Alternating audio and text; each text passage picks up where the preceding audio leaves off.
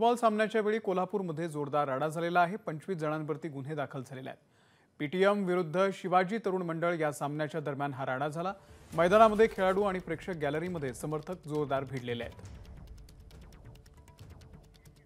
विजय केसरकर या संदर्भातले अपडेट देतील। विजय, अमोल, कोल्हापूर शहरामध्ये जे शाहू स्टेडियम आहे या ठिकाणी फुटबॉलच्या लीग आता सुरू झालेल्या आहेत आणि कोल्हापुरातील अतिशय नामवंत संघ या ठिकाणी उपस्थित होत असतात, त्या ठिकाणी खेळ दाखवत असतात। मात्र या संघांचे जे समर्थक आहेत त्यांनी मात्र या ठिकाणी राडा घातलेला प्रचंड आपल्याला पाहायला मिळतोय। प्रेक्षक गॅलरीमधून पाण्याच्या बॉटल्स असतील, काट्या असतील, या सगळ्या भिरकावण्यात आलेल्या आहेत।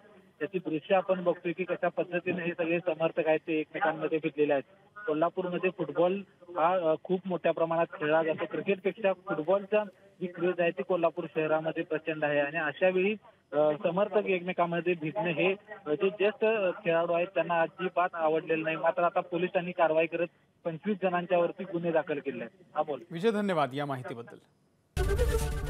एबीपी माझा, उघडा डोळे बघा नीट।